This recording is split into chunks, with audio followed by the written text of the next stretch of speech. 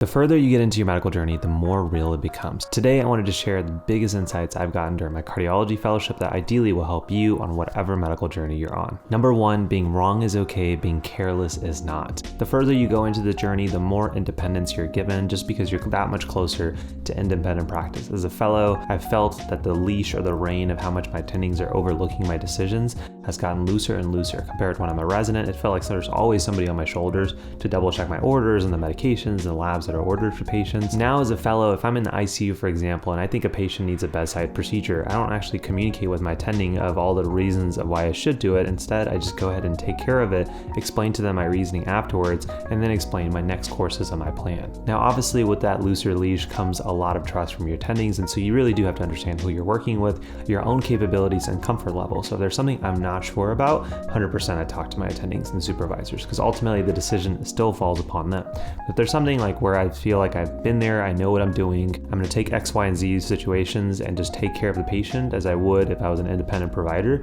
I go ahead and do it. But on the flip side of freedom also comes with this comfortability of being careless. Maybe because of a lack of oversight, as much as you're used to, it is easy for things to fall to the crack and no one to notice. And so for you to truly effectively take care of patients, you have to have the biggest level of proactiveness and onus and just triple checking everything you're doing, because ultimately the patient is the one who suffers if you choose to be careless. Number two, you grow faster than you think. Just now about to finish my second year of fellowship, how much my cardiology knowledge has changed compared to the second year of med school or the second year of internal medicine residency. It's just profound. Like the amount of comfortability that I feel, I don't even know if that's a word, the amount of comfort that I feel within the field of cardiology within less than 24 months, despite having a now almost 2-year-old daughter, all of the life stresses that comes with just getting older and getting closer to the finish line of being an attending. I feel that I've made so much growth, and I don't understand frankly how. I know it's a lot of repetition, but the nice thing is that as you get closer to the end of your journey, your growth also starts to get exponential to the point where you just don't understand it, you just kind of roll with it. You've seen things so many times that the repetition becomes pattern recognition, that just becomes second nature, and that is such a cool feeling when you get close to the finish line and you can feel like,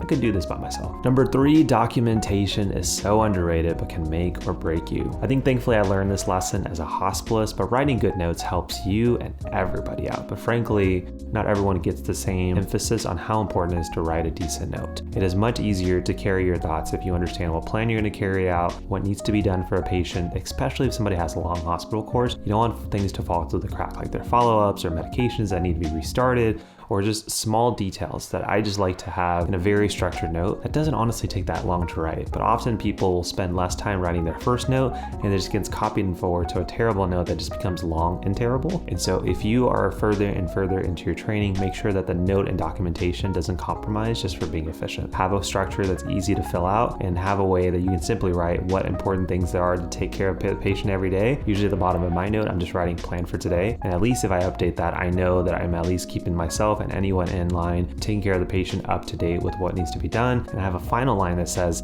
disposition, especially when I was a hospitalist. That's kind of a list of all the things that need to be done for the patient after they leave the hospital, before they get discharged. This is kind of a reminder. Everything else can be as quick as possible, still thorough, but at the same time, that is the part of the note that matters the most. Number four, procedures are important, but critical thinking is key. In cardiology, we do a lot of hands-on procedures, whether it's bedside in the cath lab, in the OR, and we're doing structural valve cases. They're all really cool. But in line, what I've realized about cardiology is that it's not a typical just patient needs procedure gets done. There's a lot of thought of, is this patient appropriate for this procedure? How would this help them physiologically? Would it actually make them worse? There are procedures that we do where we evaluate if the patient's gonna be a good candidate, because sometimes doing the procedure will actually make their heart worse. And that is a cool kind of line of thinking where we think about not, is this patient have a heart attack, they need a stent? Is this patient have a heart attack, but they also have a brain bleed, plus they don't take their medications? Would taking them to the cath lab to put a stent for a possible heart attack actually do them benefit or do them more harm? That line of critical thinking of what's best for the patient, despite just the procedure that I have to offer them, is a very cool process. And especially if you're going into something more invasive or procedural kind of heavy,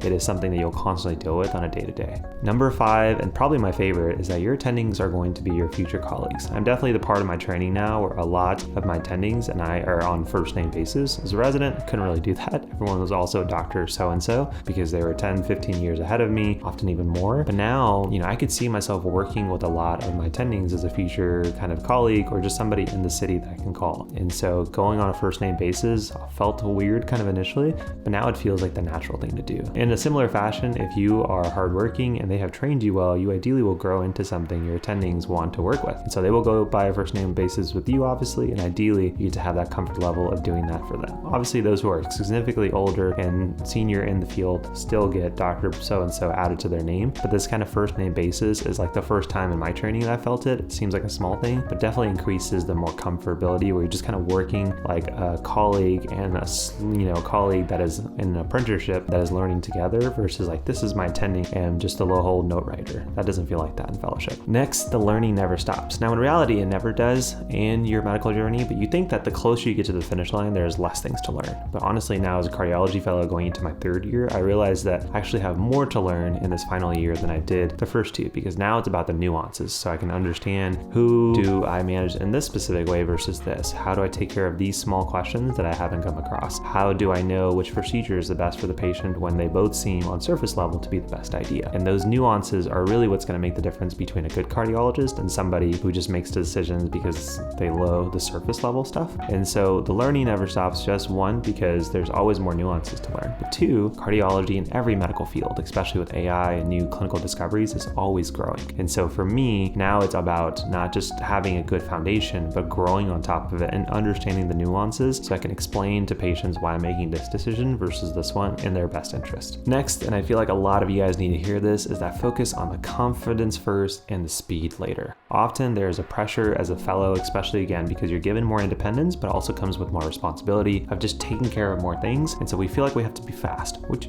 over time you do. But the confidence is the part that you struggle with as well when you're trying to maximize the speed. And so work on the confidence of, I got this, I will get better at this over time. If I just saw a few more of these, I will get even better. And good thing about fellowship is that you will get the reps. So just understand that if you're on rep 3, don't be discouraged just because you're going slow. You've only had 2 reps before this, but that you will get to 10 reps and 50 and 100, depending on like what procedure or situation you're talking about. Speed will come as the confidence stays there, but you have to kind of remind yourself that the confidence is the most important thing that will continue to move you forward versus being discouraged about how far you have left to go. So as a fellow, I think I benefited when I was a hospitalist just because I had to make decisions, even though I didn't always feel the most comfortable that they were the right ones, and relying on colleagues and consultants if I really didn't know what to do. But now as a fellow, using that level of confidence, saying, I'm going to figure this out. As I do more of these, I will get better at this. And that has definitely been the case. And now I am both fast and confident, and that continues to grow over time. And then finally for me is that hopefully every day you find more and more reasons that you love what you do.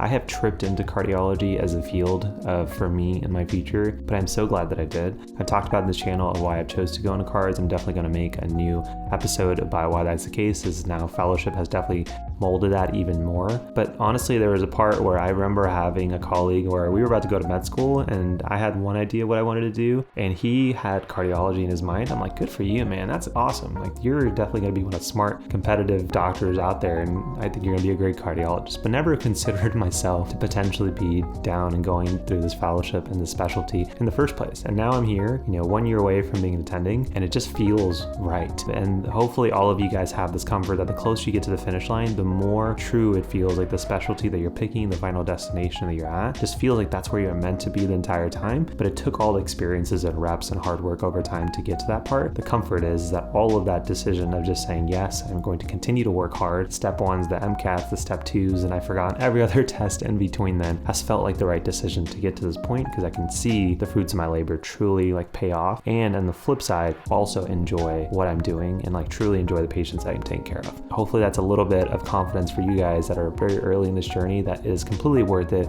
If you go into the right reasons, constantly find new ones, remind yourself them, especially on the days that are tough, and hopefully I can be a resource to kind of help you motivate you and continue to go through the journey.